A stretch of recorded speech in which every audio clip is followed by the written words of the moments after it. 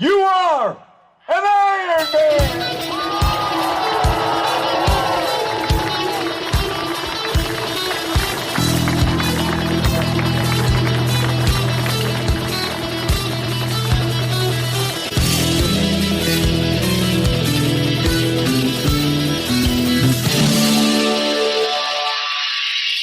Thank you for tuning in to episode 37. Today's episode goes out on Christmas Eve 2024, and as such, we've got a wee bit of a festive feel to the episode. Today, I'm joined by Oliver Harkin of Primed Coaching. I'm sure many of you know Oliver. He's a well-known and well-respected triathlete and coach.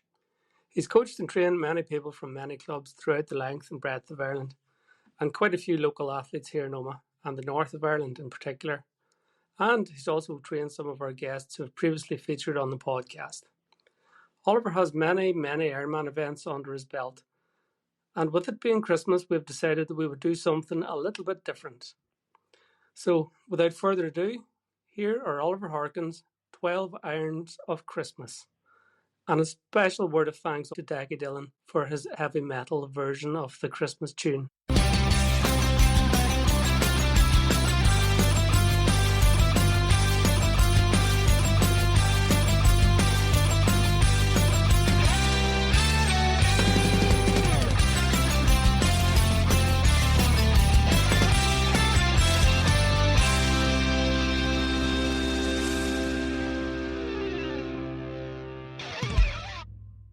Oliver, you're very welcome onto the podcast. Thank you very much for agreeing to do this festive edition.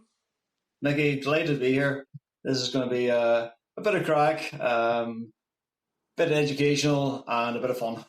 Good stuff. So the way we're going to do this today, Oliver, is you have completed 12 Ironman events, possibly more, but we're going to focus on 12. We're going to go from the 1st to the 12th.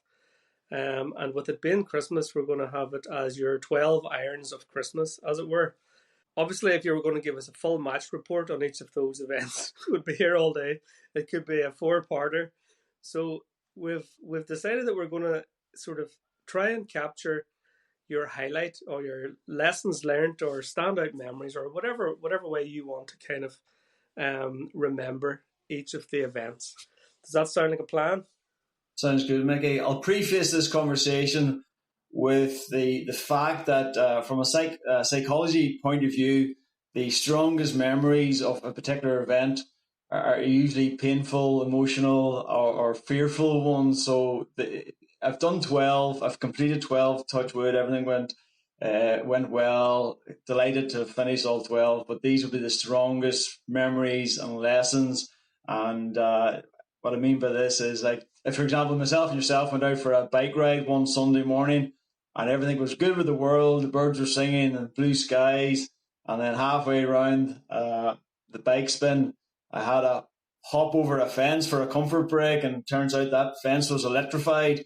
Well, it doesn't matter how good our conversation is, Mickey, the lasting memory of that bike ride will be the electrified fence. So from a psychology point of view, it's a kind of a protective mechanism, so we don't do stupid things again. So bear that in mind for some of these lessons as we go through the 12 Irons of Christmas. Brilliant stuff, Oliver. A shocking reminder about the dangers of rural urination. All right, well, here, let's get the show on the road. Let's go and start off with where it all began, your very first Ironman. Ironman number 1. Ironman number 1 for me, Mickey, was in Majorca in 2014, September 2014. I'd been coaching Ironman athletes for about 3 years before that. So around 2010, I started coaching Ironman athletes, and I was very good at getting them conditioned. But a couple of the athletes have come back to me saying mentally they're very tough. And I'm racking my brains going, how am I, going to make them more mentally tough? And I said, I need to figure this out myself. So I signed up to do one, and it was to be one and done and never to do another one again. Because at the time I thought that the distances were ridiculous. There's a ridiculous amount of training required for such an event. But so off we went to Majorca, 2014, and the race went well.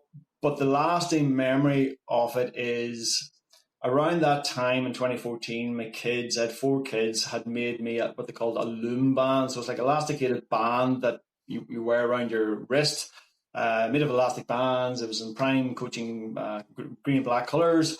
And I was going to put it on my wrist as I left T2 to give me like superpower for the run. And the race was going so well that I didn't do that. And then in Majorca, it was 4 laps of the run. I ran the first 2 laps wonderfully. It was great, enjoyed it. Everything was good in the world. And then the third lap, it began to bite as it always does. And it coincided, my good lady wife, Roisin, who's been side by side for all these journeys, had stood in the one place for like 2 hours under the sunshine and had decided to go for a coffee. And I needed her there. How dare she go away for a coffee at that time when I needed her? But she went away for a coffee, and then I looked down at my wrist to see the loom band from the kids, and I had then realised I hadn't put it on. And I burst into a flood of tears. I won't be afraid to admit it. I blubbered my way around the next 2 or 3 kilometres. The daddy guilt, family guilt of being away, of doing this training. You should be at home with your family and looking after your kids. Yeah. I blubbered my way around. So the sort of lesson from that is to realize during an Ironman, your body is, it's hard. Your body wants you to stop. It doesn't want you to be in such a painful place. So it comes up with these ways of making you stop. So the whole daddy guilt or mummy guilt comes up onto your shoulder. But you have to realize that by training and looking after yourself a little bit, it's a better version of you that you're creating for yourself and your family. So that's the number one Ironman. It was horrendous at the time, but a valuable lesson. So whenever you were crossing the line, then everybody was thinking, "Oh my God, this is so emotional for this particular athlete. He's really emotional."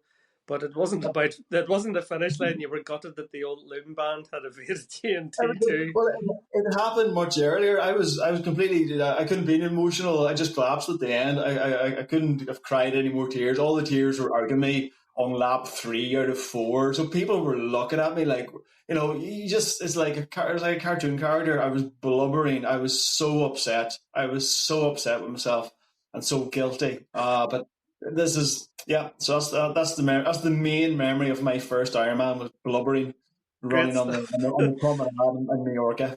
I'm just thinking of a potential spectator, who's made the effort to go down towards the finishing chute, thinking this time next year this will be me, honey, and there comes, he sees you going past and he goes, actually, fuck this. just judging by that guy, maybe not. No, it wasn't an inspirational moment. Good stuff. All right, Oliver, let's move on. Ironman number 2. Ironman number 2, Mickey, was in June 2015 in Ironman Nice, which is now the Ironman World Championship course.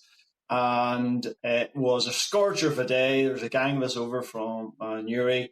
Everyone was worried about the heat and things like that there. And I actually like the heat. My wife says I'm the worst Donegal man ever. I don't like the cold. I didn't play Gaelic football to any sort of high level at all.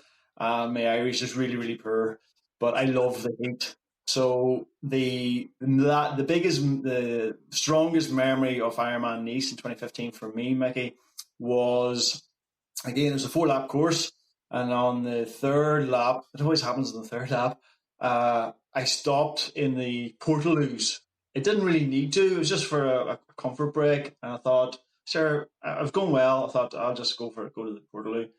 Went into the Portaloo, and the tri-suit back in those days was very awkward to get into and out of. And basically what happened was, when I was finished and getting ready to go, putting the damn thing back on, I pulled a muscle in my side coming out of the Portaloo. And for the life of me, I could not straighten up after that. I basically had to walk a full lap, about 12 kilometres, 10 kilometres, with this stitch, and I was at right angles trying to get rid of this sort of muscle cramp in my side. There's a section on the run route. Obviously, it's the end and the start of each lap, and your family and friends are there, and everyone runs that. Everyone manages to run that kilometre down and kilometre back up, and then they might walk then after that when they're out of earshot of the family. And I had to walk the saddest walk past them, the savage stitch in my side, and it just felt so stupid that I didn't really need to stop in the Portaloo. It was just, and then that brought that on. And the other mistake I made was I looked into the medical tent that was halfway up the Promenade d'Anglaise, and it was like a scene from Saving Private Ryan. There were bodies everywhere, heat stroke left, right, and centre. And I'm there thinking, I feel okay, but maybe I shouldn't be okay. Maybe this is the start of it. Maybe when you think you're doing okay, it's a prelude to absolutely exploding. So don't look in the medical tent, and don't go to the toilet if you don't really need to. If you don't need to, avoid that stop at all costs and keep eyes firmly away. Because I think I might have done like a 10.5 or something like that on that course, but I was flying. It was one of those rare days where you're feeling really good, which doesn't really happen very often in an Ironman. But savage pain in my side, unbelievable. That's nasty, unexpected, and I suppose that's what happens in an Ironman when you're out all day. Expect the unexpected. We will probably cover some more, I would suspect. I couldn't believe, it's very hard to practice that one. What are you going to do? Get someone to punch you in the side, and you're trying to go for your run. That's the only way I could have described it. Oh, it's brutal. You're fragile whenever you get injured taking a dump. Well, the highbrowness of this podcast didn't last too long, did it? No. We're already in the gutter. Tears and poos. That's the level we're at already. Well, and we're only on the second. All right. Let's have a chat then about Ironman number 3. So Ironman number 3, Maggie, Barcelona, Ironman Barcelona in Kaela in October 2015 as well. So I doubled up that year, Nice in June and Barcelona. Barcelona is a fast course, so I had aspirations of getting a quick time on that course. The main memories that come from that race were I got a committed swim and I had a flat tire in transition. All right. So the transition area in Barcelona is a massive football pitch. So I was parked in one area, and I ran all the way with my flat tire bike all the way to the other end, so where the mechanic was supposed to be, but they had gone out onto the bike course to help people because people don't usually have flat tires in transition. And then I ran all the way back the way to fix my bike. Eventually got it fixed, out in the bike, going well, and my one and only drafting penalty ever came from Barcelona. There's 3,000 people on the course, not making excuses. Everyone kind of gets caught or gets sucked into the pelotons that was there that year. It was very, very congested, to be honest. Still managed to get a sub 9:30. So if I hadn't had the puncher, I probably would have said, well, I got a drafting penalty. I'm not going to claim that 9:30, but I think it worked out. I got 5 minutes for a drafting penalty, but I lost 8 or 9 minutes on the puncher. So I'm still going to claim it. But you got round anyway, and clearly not ready for the dad joke. Deflated in any way. Oh God, it's getting worse. The weirdest thing in people talking about fate. My last long bike ride before heading to Barcelona, I only got I live in Uri. I only got a kilometre down the road, and I suffered 3 punctures. It says a lot about the state of the roads in Uri. They end up with 3 punctures within a kilometre of the road. But I got lots of practice fixing the punctures and using the gas canisters and things like that there. So when it came to it on the day, I wasn't flustered or fussed, or it just went quite smoothly, and it was just a lot of practice. So you may think, yeah, oh, my long ride's been ruined, but got a bit of practice at fixing punctures, so that helped on the day. It's an interesting one. That's something that I've never actually done with my road bike is fix the puncture. I might now Really? just have a dry run at just fixing a puncture. Pretend there's a puncture, get the tire off, put a tube in, put it in, pump it up, just to get through those motions. Yeah, a lot of Good people shout. now have moved on to like tubeless, where it's less of an issue. But I'd always get my athletes if they're still using tubes to take off their rear wheel in the comfort of their kitchen, and change the inner tube using the CO2 gas canisters, just so it's the most difficult one to put on and off the rear wheel, and just so they practice. So come race day, they should be really should be like 5 or 10 minutes to do. And the important thing after getting a puncture is not to try and make up that time, not to go off too hard and try to make up those 5 or 10 minutes that you might have lost in transition. If you go off too hard, you'll just blow. Good stuff. Good tip. Okay, let's chat about Ironman number 4. All right, you'll enjoy this one, Maggie. This one's Lanzarote. So May 2016, Ironman number 4 for me. Lanzarote 2016. I've been I did a family holiday out there maybe in 2011, and I fell in love with the island, to be honest. It's stunning. It's a volcanic island. It's hot, hilly, windy. I always say it's like this is total perfect storm when it comes to race day. It's a perfect storm of hills, heat, and wind. It's a fucking shitstorm, to be honest. Maggie, pardon my language here. It's brutal, but it's iconic. If you're out in the general public and you say you've done an Ironman, they go, "Wow."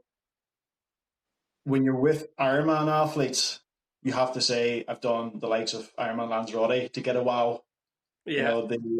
It has that sort of wow factor amongst the community. So you go from sub 9:30 and like in Barcelona, I've done 4:50 or 4:55 in the bike, and Lanza for me, I've done it 3 times, and each time I've gone there, I've been stronger and fitter. And every single time Lanzarote has laughed in my face and kicked sand in my face and just made me whimper. So it is a wonderful place to make you train and suffer. So I've come to the conclusion that doing really hard things in training and really hard things in racing make you better. So the harder, the better. The plan after Barcelona, I sort of had nudged my way up into the top 30 in my age group, and the thought and the dream that a lot of us have of going to Kona and the Hawaii World Championships has sort of been ignited. I thought, maybe if I work at this for a couple of years, 2 or 3 years, I might get close enough to get that sort of podium finish to get a Kona qualification. So I put a plan together, Maggie, that I was going to, in 2016, the plan was to do Lanzarote and Wales. And then in the plan in 2017 was to do Lanzarote and Wales again. The first time going to Wales was going to be a recce that possibly I could qualify on the second time. So that was the initial plan, Mickey. So I went to Lanza. Tough day out. I know you're getting ready to do Lanza yourself in May. It's a tough place. It's iconic. But the main memory I have of that is heading out on the run. So it wasn't lap 3 this time. It was starting out in the run. And the legendary Jan Frodeno was, I think he was on his 3rd lap or something. I was starting it.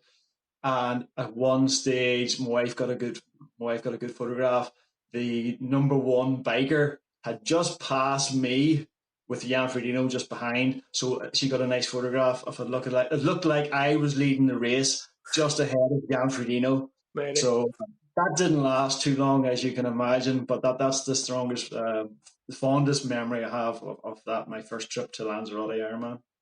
Great stuff. Great stuff. Where did your adventures go then for Ironman number 5? I love this double, and I highly recommend it. Lanzarote in May and Ironman Wales over just across the Irish Sea in Tembe. 2 nasty ones back to back. Hills. I'm 6'2" and 75, 77 kilograms. I didn't think I would be suited or like the hills, but I do. I love Wales. Wales and the atmosphere in Tenby. The only thing similar to it was Ironman Youghal when it was here. Just bonkers. Just you cycle around Pembrokeshire, and every hole in the hedge has the farmers are out shouting and roaring at you. The town, everyone is bonkers. They're waving daffodils and blow up dragons at you. It's phenomenal. Highly recommend Wales. The first time I've done Wales twice. I'm actually doing it a third time this September coming. The first time I did it, it was a dream come true. It was like a race day. It was the first time. So this is my fifth Ironman. It was the first time I felt like I was able to race an Ironman. Usually, the previous four was about surviving and getting rounded, but this was raced. This everything was a perfect day, very rare perfect day. And what I mean by that is there was two Irish guys who were in my age category, and we'd raced during the summer, and they'd beaten me. And I knew with them over there, I'd have no chance of getting anywhere near like a Kona slot or anything like that there unless I beat those two guys. So one was a better swimmer than me, one was a better biker than me. So when I came out of the water, I was chasing the swimmer, and when I caught him, I was trying to stay ahead of the strong biker. So it didn't matter that there was 3,000 people in the race. There was me and these two Irish guys. Yeah. That was the race, and then just probably the highlight or the strongest memory for me. The tracker wasn't working really well. We had no idea where it was. I knew I'd beaten the two Irish guys. Didn't know no idea where it was, and then across the finish line feeling was it 10:01 or something like there, feeling $1 million, just unbelievable, fantastic. Joanne Murphy, the commentator, this commentator, came over and said, "Well done, Oliver. I think you came second in your age category," and this just blew my mind because that meant Kona. I was going to be on a podium to get a trophy, which is cool, and then also my dream come true of getting the Kona. And I was like, "Oh my god, that's amazing!" And the euphoria lasted about 15 seconds, and then I fainted and slid down the hoardings, the Ironman hoardings at the finish line. Right. And then my father-in-law was over from me, and he's a big country farmer, big Gaelic footballer, proper man, a proper man's man, a big man. Yeah.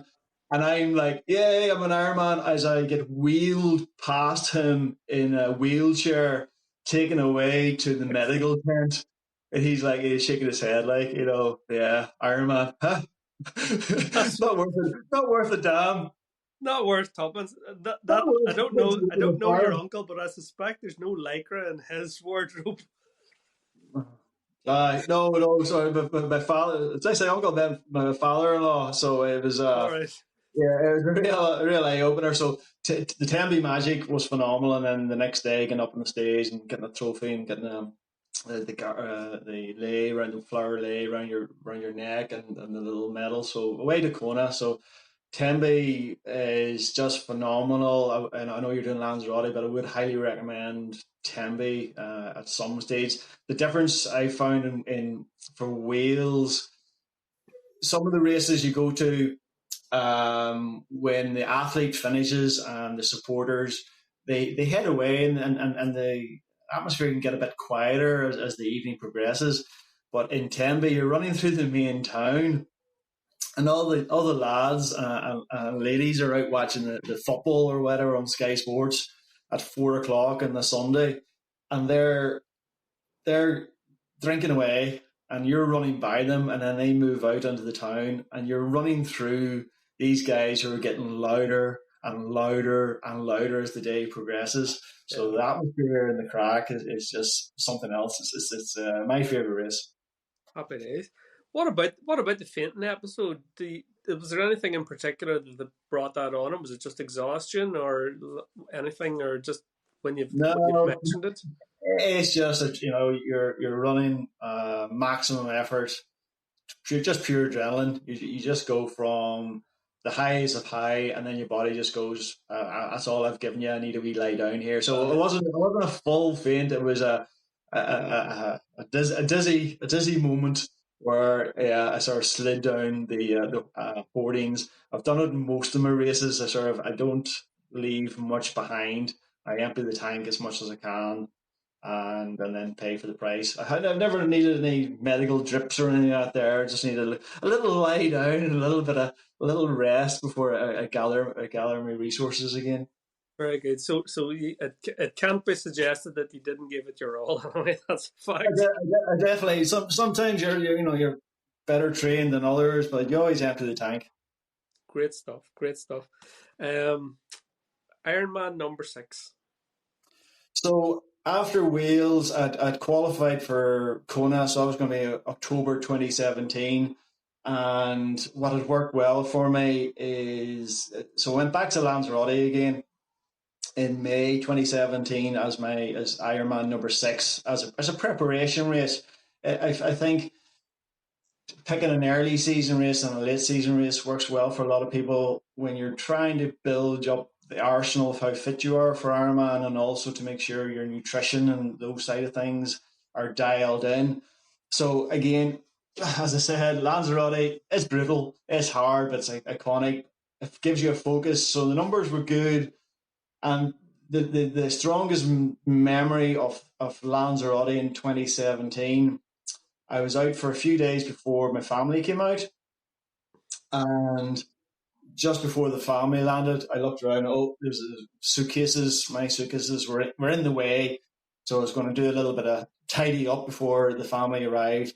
And I bent down and lifted an empty suitcase, which weighed nothing, at the wrong angle, and I pulled a muscle in my back. I knew straight away. So this is maybe the Thursday before the race, and I knew straight away, you fucking idiot, you've done something here. So I was so worried about it. Actually, I got an emergency physio appointment and got it rubbed out, and it was a worry. It was a concern. I've always started every race I've entered. I've started, and every race I've started, I've managed to finish. But it was a concern about even starting the race. Right. Got it loosened out, but I knew I was in for a tough day. Swim was fine. On the bike, after about 2 hours, so you're looking at Lanzarote, it's a 6 to 7 hour bike ride for a vast majority of people. After about 2 hours, my back was in agony, absolutely agony. Um, when I sort of bent forward, I couldn't generate any power, and then when I sat up, the gale force winds were catching me. So the next 4 hours was just poor me agony. No tears, I just anger and stupidity at myself for lifting the suitcase the wrong way. So anyone who gets to the start line, it's a miracle that you get to the start line, and every time you get through the swim, the bike, and the run, you should be extremely grateful that you got that far into the race. And I'm always very grateful that I've got at each stage I've got to the start line. So I was, if my family hadn't been there, Mickey, I probably would have pulled the plug. On the bike. I've never had pain like it, and for 4 hours. So it wasn't like you're just 10 minutes and you get back the road. And Lanza will find any tiny weakness that you have, it will find it and it will rip it out of you. I'm sorry for saying this, Mick. I just want you to be really prepared for when you head over here. But my bag was in bits. I got back to transition 2, and again I said I'm going to start because my family's there. I had to get back because my family was there. If they hadn't been there, my own internal why wasn't big enough. But they were there for me. They wanted me to finish, so I started the run. And luckily, being vertical didn't hurt the back. Whatever Good. way the angle over the bike was really biting. It was really, really, really painful. So I got round it. But that fucking empty suitcase and that bike will give me nightmares for many months afterwards. It's nearly always an innocuous thing that puts your back out. It's like changing the sheet on your bed where you have to lean over and lift the corner of the mattress or something. It's just a wee tiny wee weird movement. It wasn't the weight. It was the bending Right. forward at an angle. So it's always something stupid, as you say, like that. Putting on your socks or reaching over for something is when people pull a muscle in their back, and then like you're so close to race day, there's nothing you can do. You're kind of screwed. But got around it. Lots of gnashing of teeth and a few tears, but managed that one. Good stuff. It's made me have a wee think to myself just ahead of that, just to go and lock that one in as well, just for another top tip with regards to making sure that I'm the best version of me whenever I do get to Lanzarote. So if there's anything that starts tweaking or feeling a bit weird or tight or whatever in the 6 or 7 weeks in the run up to that, I'm going to make sure that I give myself plenty of recovery time and make sure that I address anything that feels a bit out. Yeah, 100%. Your body gives you early warning signs. You wake up in the morning, you stand up, and your calves are a bit tight, or maybe you don't sleep as well, or things like that. Your body does let you know, and the early warning signs. Your body raises its hand and go, "Excuse me, Maggie, Oliver, Yeah. I'm not coping well here. There's something not right."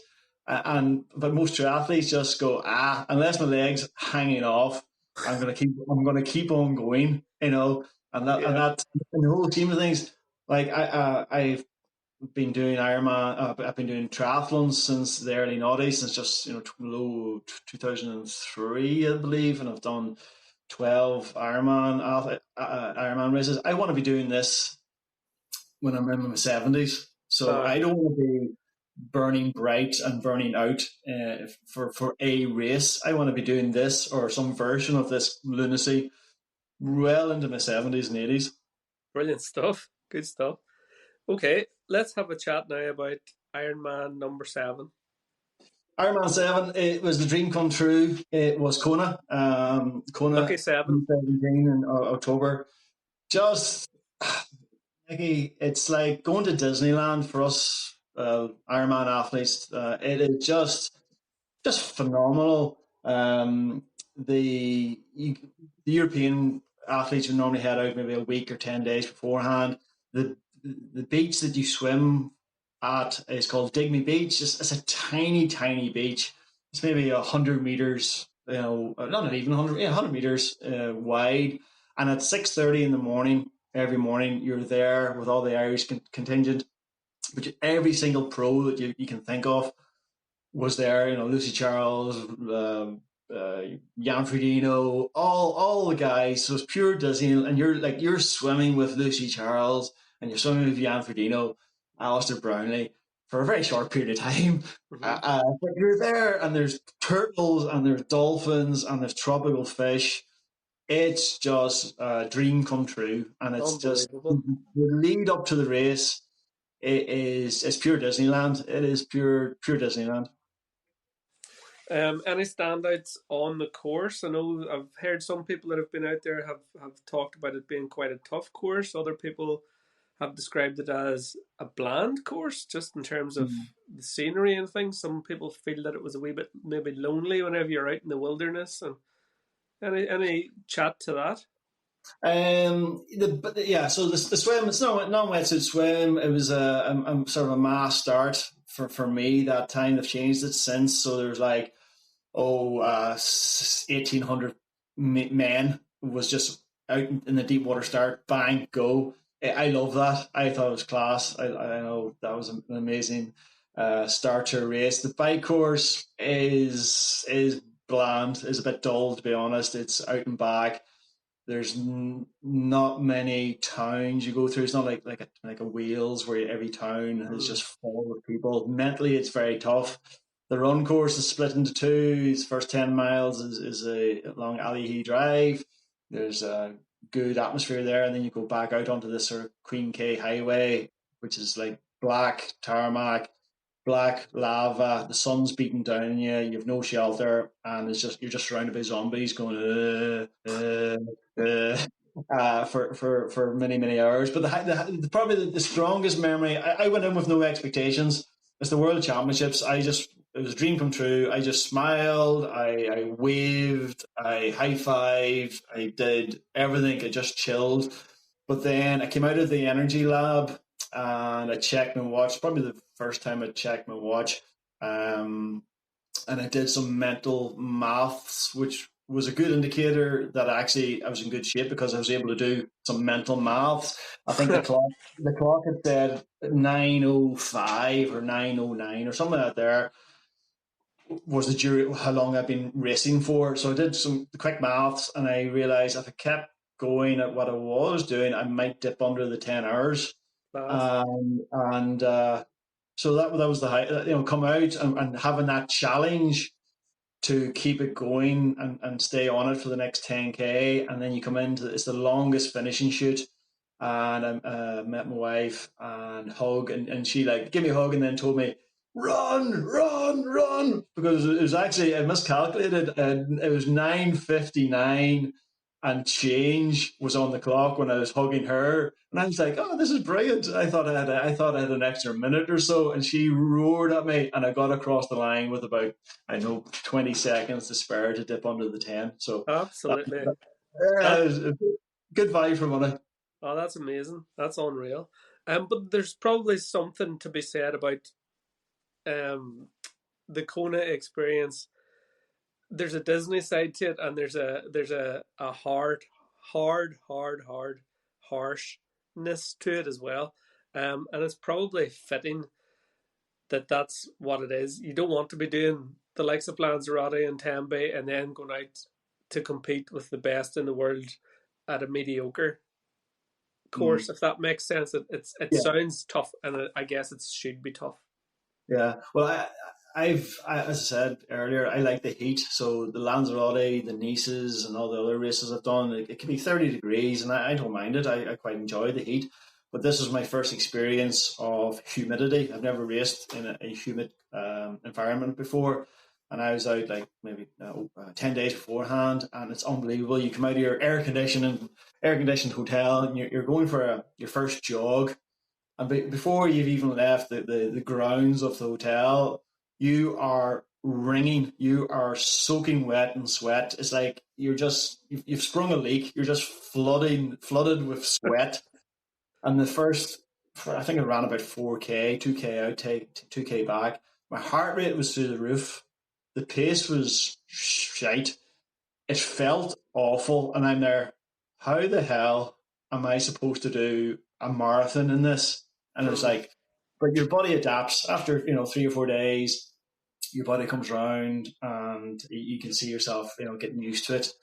Yeah, so that don't jump to conclusions at the start. Do your research, and like I knew that was going to be the way, that it was going to be horrendous, but you sort of think, I'm special. Maybe it won't affect me as much as other people. And then you do your first run, and you realize, no, I'm not special. This is fucking this is fucking horrendous, Mickey. Yeah, you can take the boy out of Donegal, but the Donegal's a harder thing to shift. But I as for sure, hats off on a sub 10 in Kona. There's not too many guys can talk to that. yeah, that was probably one of my highlights, to be honest. Absolutely amazing. Okay, where did Ironman number 8 happen? So the year after Kona was Austria. Austria was a mixed bag, Maggie. From a family perspective, so if myself, my wife Roisin, and my kids were to give scores for all the races we've been to, Austria would score the highest between out of the scores out of everyone. So it's the favourite race the kids have ever been to. It's been the easiest race for my wife, looking after the kids at a race, and I love the course and I love the race, the event itself. I went to Austria saying that I wasn't going to be trying to qualify for Kona again, like, still trying to pay off the credit card at that stage. And I said, right, I'm not going to do it. I wanted to try and break my time from Barcelona, which is like sub 9:30, because Austria was quite a fast course as well. But I wasn't going to be chasing top 3 or top 5 or anything out there. And so when I realised there was actually a bit more climbing in Austria than I imagined. It's still a fast course, but it's nowhere near like a Barcelona course. So when I hopped off the bike, I was 10 or 15 minutes outside of where I needed to be to have any chance of breaking my personal record. I was a bit deflated. My why wasn't big enough, and it was a bit meh. And then it became interesting again because one of the Irish guys that I raced back in Ironman Wales was also doing Ironman Austria, Brendan from Wicklow, and it became interesting again. So I'm an athlete who I don't care how many Germans and Italians and French people beat me, but a local guy from down the road. I want to beat him, so it became interesting again for a little while. But no, it was a bit of it sort of showed me that you need to have your goals and what you want to get out of an event really strong and really thought out to make it worth your while. So the your why, as you said there, wasn't big enough. So you went out there with a maybe not such a big onus on the outcome. Then is that right? Um, I Or did the wanted to do wheels just came off whenever you realised that the PB had eluded you? Then you just thought, well, so the yeah. PB wasn't a big enough reason. Then I suppose. Well, I was never going. Once I came off the bike, I was never going to get that PB, Mickey, and then it just became a bit of a meh event. So what I've found over the years of doing triathlons and Ironman is sometimes it's a very high, and sometimes it's not. You Yeah. can't have you can't be at the highest level I can't anyway all the time. So even when I was doing like the likes of a Lanzarote and then a Wales or a Lanzarote and a Kona, I always would try to go to that first race in Lanzarote maybe 95% fit, knowing that I was able to add on a bit more for the second race to be higher. I always like to build on. I would never want to be at 100% for Lanza because I'd have nowhere to go then. It'd be too hard to go or to maintain. So Austria was a wonderful family break, a family holiday. The children still talk about it and rave about it. And when am I going back to Austria? When am I going back to Austria? But from a racing perspective, it was a bit flat because of you need to have strong goals and a strong why of why you're doing it. No, fair enough. I have spoke to a few people that have been in Austria and they've really enjoyed the race. So a very, very iconic location in that lake, big lake, swim and all. So it sounds and looks to be absolutely stunning, a beautiful place by all accounts. Yeah, it's the only downside is it's very very minor. It's like a 3 hour commute from Munich Airport or Vienna Airport. That's the only slight blemish on it. But Klagenfurt, there was a big gang of us over from the club. Beautiful, alpine, just stunning, and the water was like 20. I think it was wetsuit legal, just about 22 degrees. They're around the lake. It's like a service lake, so there's lots of family activities, slides into the water, trampolines. The kids had a ball, so it was really easy for my wife and the kids. I ran by them. They were in a park, in a shaded park. And I ran by them, and they were doing their thing on slack ropes and playing with the water, and then there's that a little wave, all right, season 10K and ran by them. So it was super easy for them, and they had a ball. Sounds like a good one, good family option. Absolutely. So in terms of a family event, if you've got like 8-year-olds, early teens, Austria. Like my second race was in Nice, and it was like 35 degrees and no shelter, and like the kids are like, there's only so many ice creams you can give your children at 10 o'clock in the morning before it's not healthy for them. Yeah. And so Austria. If you've got a family, go to Austria. All right. Talk us through Ironman number 9. Number 9. I realized after Austria, I wanted to go back. I wanted to go back to Kona. My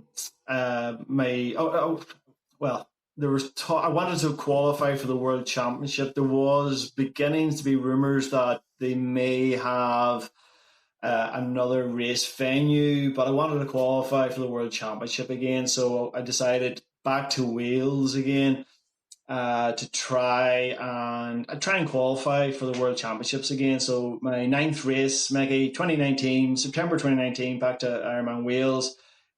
You could not ask for a bigger contrast in two races. So back in 16, sorry, when I did Wales the first time, remember I said it was a perfect race. Everything went to plan. It was brilliant.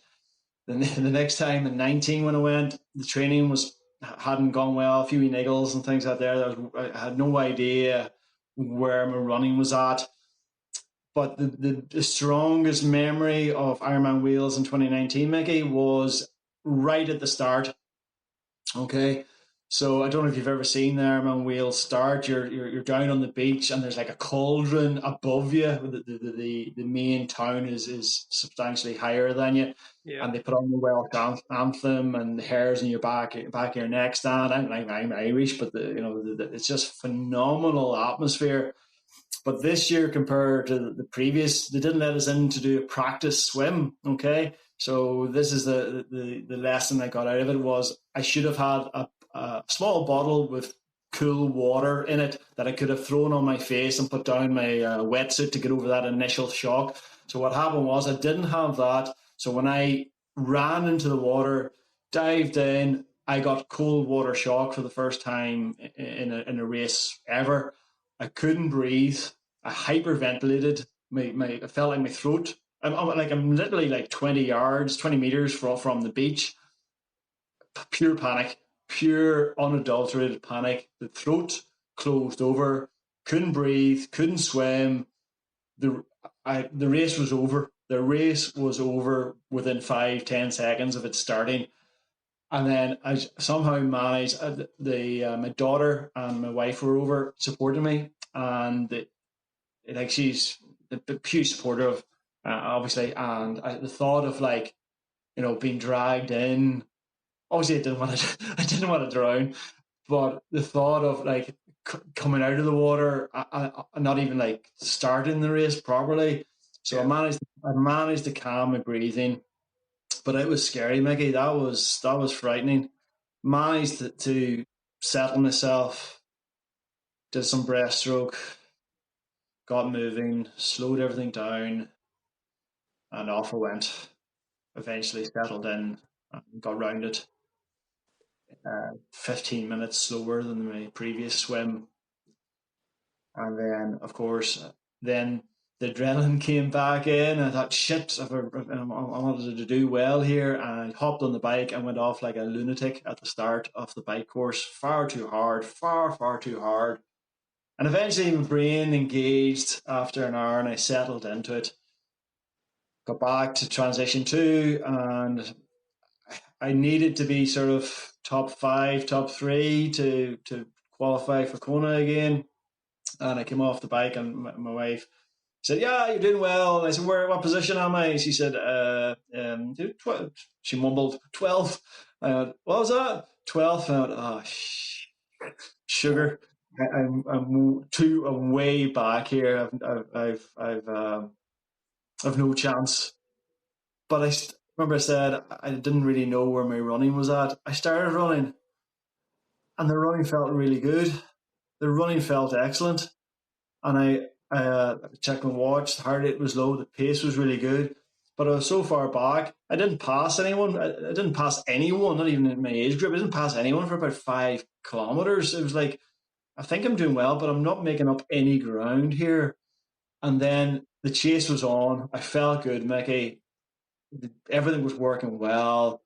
It was pure Kipchoge in a marathon. I was just on fire on that marathon, and I passed people, and I passed people, and I passed people, and it's 4 laps. And every time I met Roshan and my daughter Eve, you're 8th, you're 7th, you're 6th, and then it's you're what was it? You're 4th or 3rd or something. And my hamstring began to get a bit tight. Oh And dear. I was in third, and I took with my daughter there. I really wanted to get on the podium for get on the podium. So I got up to third, and then the hamstring started tightening up, and they said, "Oh, the guy in front, a bit too far up the road." And I was grateful. The guy behind wasn't closing me, and the guy ahead was too far ahead. I was in third, so I settled and I got my third. But the emotions, the start, the stupidity on the bike, how good I felt in the run. But that's Ironman. You're not going to go out for 10 hours, 11, 12, 14 hours, whatever the hell you're going to do, and think I'm going to be grand the whole way. There will be moments on an Ironman where you think, I'm amazed. This is fantastic. I feel so strong. And then just like that, it changes, and you're like, oh, I feel like crap. I've no energy. What's going on? And the mental side plays a game. So just always hang in there, and keep moving forward, whatever way you can. Keep moving forward.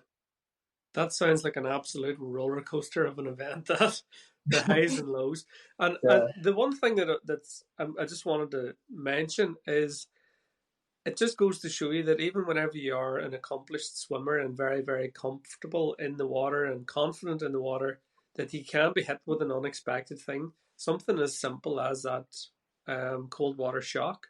But it sounded significantly worrying at that time. Yeah. I'd sort of, I'd always take my athletes out to my local lake, and the first lesson we ever do is like how to put on a wetsuit, and then we go down the slipway into the water. We throw some water on our face, water down our wetsuit, and then we just like sit in the water and learn how to breathe. And that's we might do maybe 5 or 10 strokes as well, but that's pretty much the first lesson, is to get over that cold water shock and how to settle yourself in. And then like it's not recommended to just run into cold water and dive straight in. Like it's the thing you're not supposed to do.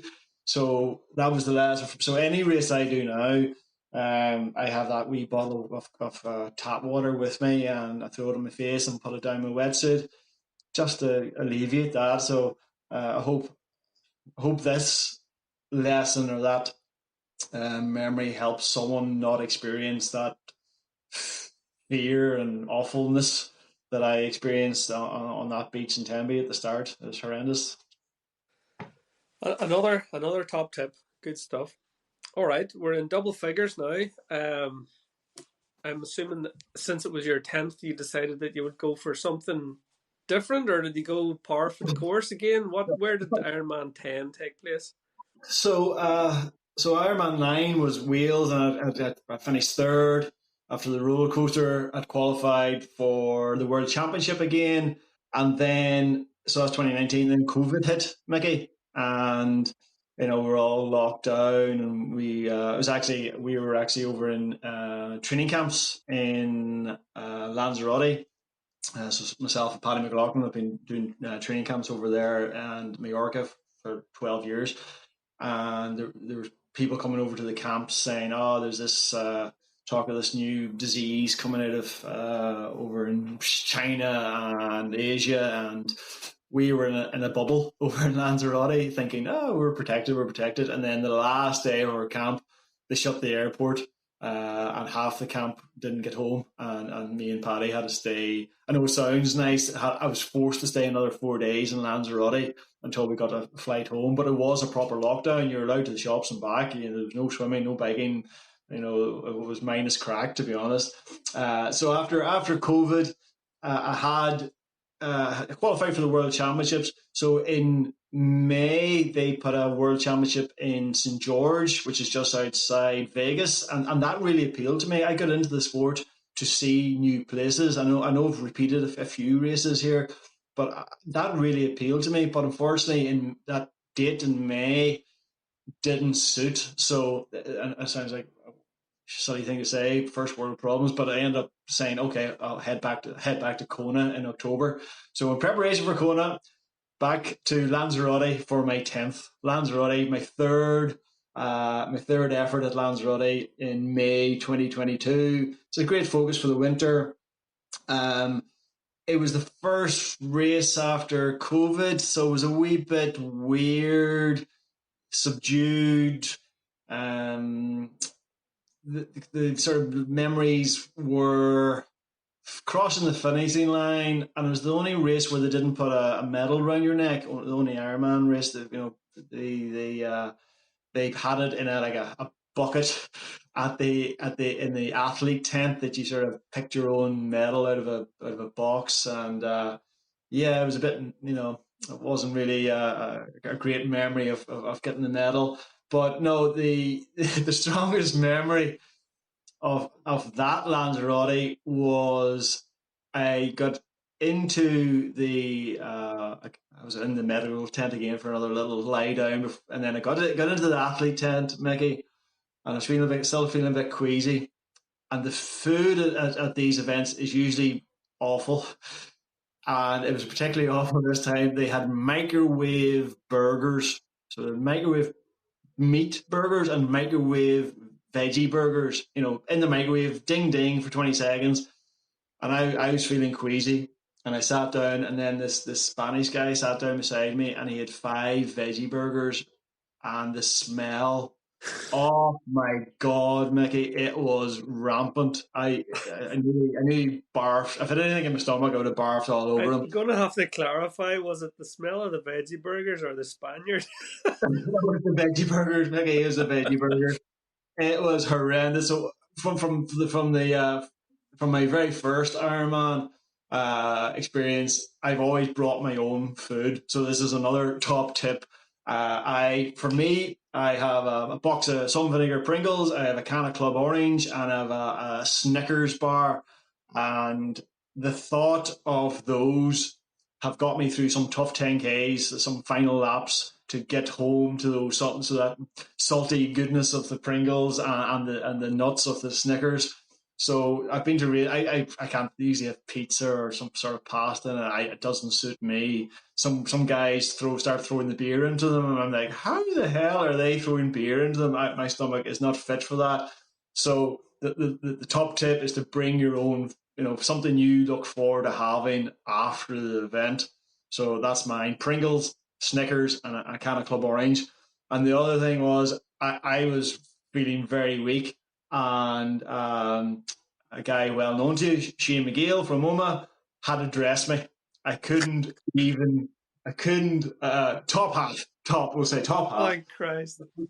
I couldn't. I just as weak as water. I couldn't get dressed, and he ended up putting an Oma Tri Club hoodie on me to keep me warm, much to the disgust of my Newry Tri Club teammates.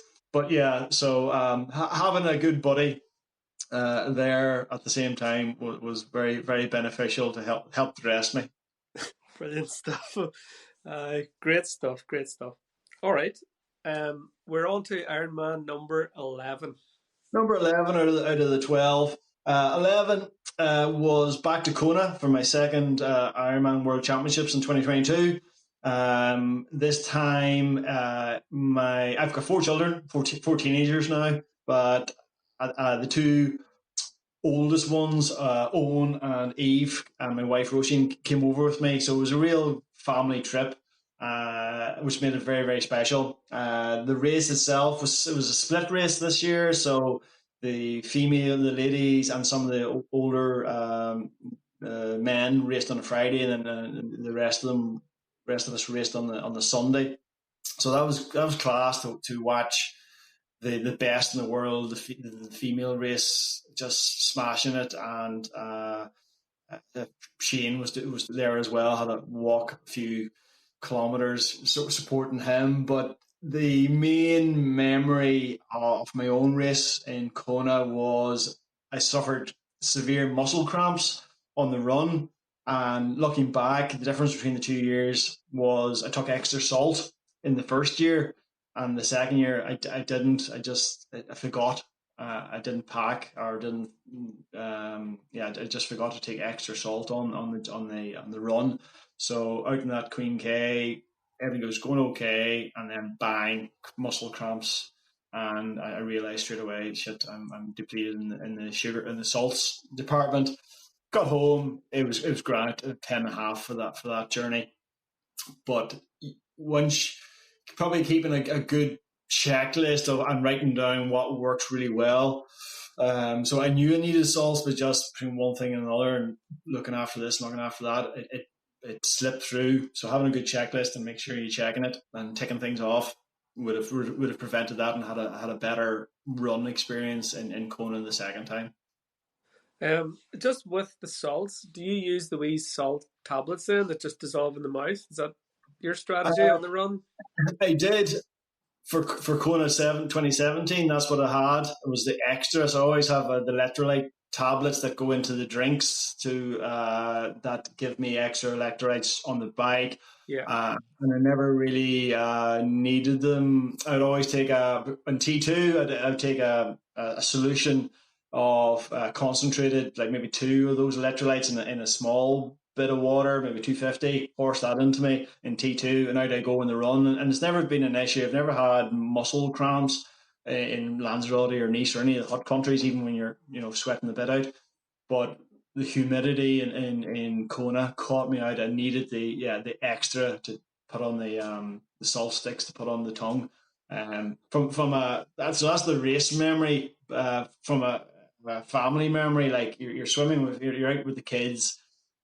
Tropical fish, turtles, dolphins, the manta rays, volcanoes. It's just wonderful memories. The race itself wasn't the hottest, but the family memories and the photographs that we got from that will live with us forever.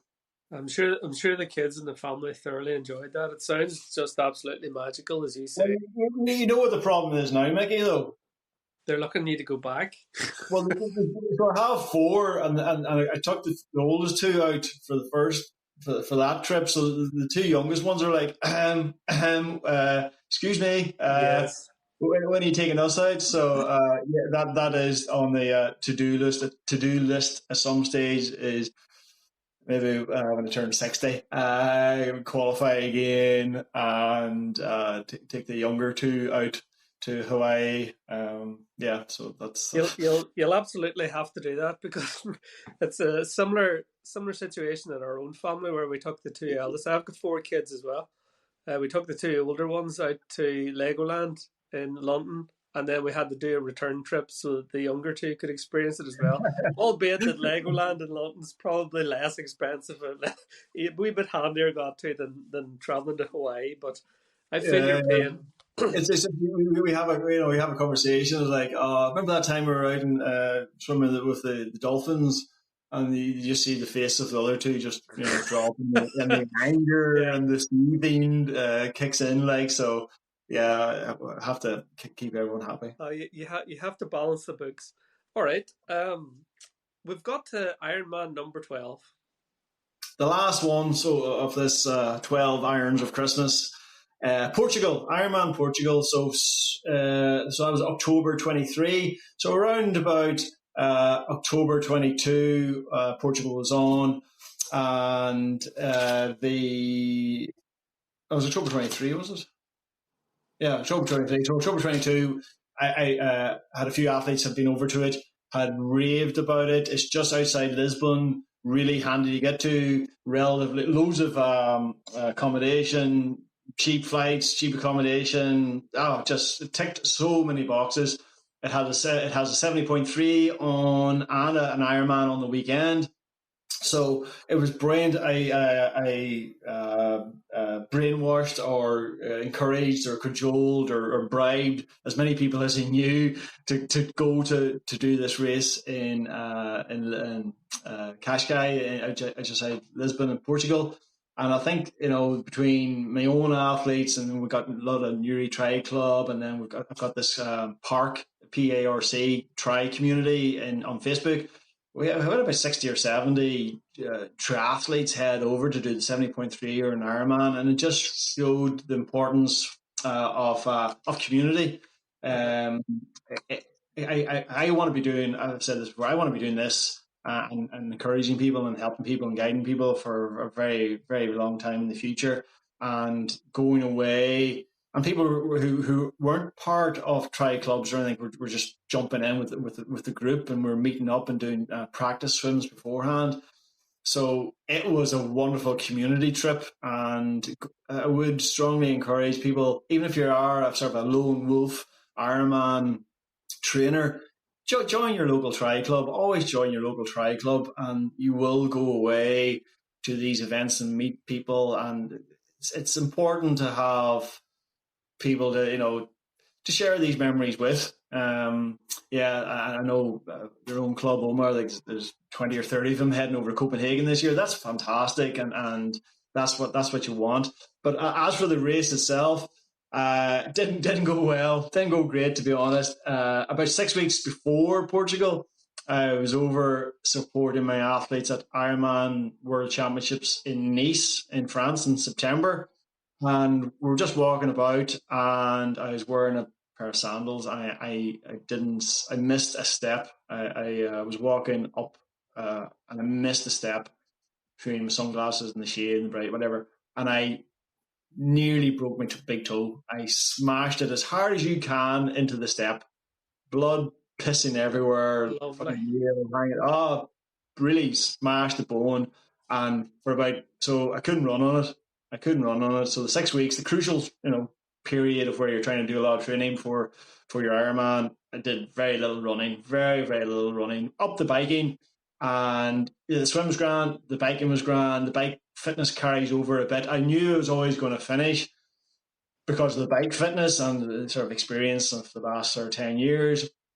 But like within about 7-8K, the run was just a shuffle. And it was very, very hard. Got rounded. I was never not going to get rounded, but it was like a bit of a pity party. But these things happen. You had the high of the last race in Kona and the wonder of that, and then so this one didn't go to plan. But one of the things that happened, my father sadly passed away in April of 23, and grief and trying to train and push yourself is a difficult thing.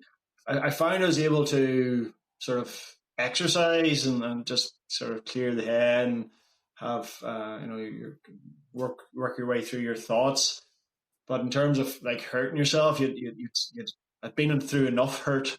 I didn't want any more hurt for a good period of time. It's taken probably a good year and a half, or still not fully there, but a bit better. There's only a certain amount of pushing hard and hurting yourself in training you can do when you're still in grief. So it's important to have the family and the community there. And so certain times you can push hard, and other times you need to be a bit kinder to yourself. I think we all have to try and remind ourselves of that too, and you're absolutely right, and it's resonating with me after I lost my mother, just in terms of how you do kind of take your eye off certain things. When you're dealing with a grief and a loss like that, it puts things into perspective. But the message is, we need to be kind to ourselves a wee bit more. We need to start acknowledging that, like, and trying not to be so hard on ourselves. Yeah, at the end of the day, when you lose your parent, you still try to do your best to make them, proud of you, of what you've, in terms of, your work and your family, what you do, and the experiences and the memories you create in honor of them. So obviously there's a lot of pain at the start, and then you sort of realize, what would my dad or mum want me to do with my life? And he was big of helping people and a bit of crack and encouraging people to do things. So yeah, it's you have to work through these things. It takes a bit of time. Absolutely. No, it's a valuable lesson. It's that we can do things, and we can still be positive, and do things in memory and to honor people that have gone before us and all that. So we will always strive to continue to do that. Oliver, that's our 12 irons of Christmas done and dusted. The 12 irons are complete, I suppose. Thank you very much for sharing that. It's just funny how they've so many different events.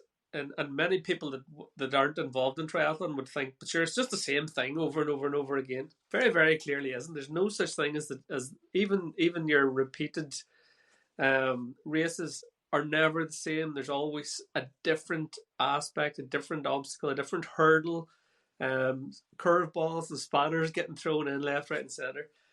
It's weird, wacky, painful, and absolutely bonkers, as you say. Why the hell do we do this to ourselves? But it's a bit like it's a kind of like a roller coaster. Like there's highs and there's fears and there's worries and there's ups and downs, and if everything was just if everything was great all the time, then it wouldn't be great. It would just become normal. Like, so you have to have the highs and the lows just to make the highs even taste even better. Like, and I wouldn't like change any of the busted toe and cramps and all these things, because they've helped in one way or another make the highs even higher. Like, so yeah, it's been a wonderful journey, and like as I said, there's 12 there, but the journey's not ending yet, Maggie. That was my next thing. A journey always continues. What is in the pipeline then for you, Oliver, in 2025? Anything exciting lined up? Yeah, I know. We talked about the two younger kids getting a trip to Hawaii. So I'm actually up an age category. So this is one of my best opportunities. I'm up into the 50 category. So I turn 50 next year, and I'm going back to Ironman Wales with the hope of maybe top 5, top 3 there to take the another crack at Kona, and take the younger two to that. So that's on the cards for 2025.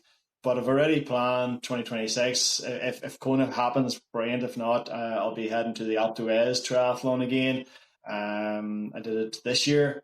Wonderful, not a non-Ironman event, but just stunning. Up in the famous Alpe d'Huez ski resort. Beautiful lake swim surrounded by the Alps. A really tough bike, super tough, toughest bike I've ever done. Really rewarding. And then the end of the bike course is the famous 21 hairpins up the Alpe d'Huez. Just iconic, and I think more and more races will be sort of bucket list ones. Like we mentioned Copenhagen and things out there. I want to do more races and different races as well. Brilliant stuff. Lastly, then, before you go, you're obviously a formidable athlete in your own right, but you're also a well-recognized coach. How would people get in touch with you, Oliver, if they wanted to sound out their journeys or get some advice or get some coaching? What's the best way to link in with yourself? A couple of options. Instagram, Prime Coaching Oliver Harkin on Instagram. Drop me a DM, have a chat, see what works, or primecoaching.com website. Reach out, have a chat, and see if you're a good fit. Oliver, that's fantastic. Last thing I want to say is thank you very much for coming on to the podcast, sharing that amazing journey, the highs, lows, ups and downs of the wacky world of the multiple Ironman. Just wanted to say a happy Christmas to you and a happy New Year, both to you and to the family. And all the very best for 2025. And the same to you, Mickey, and all your listeners. I hope you have an excellent Christmas and all the best for 2025.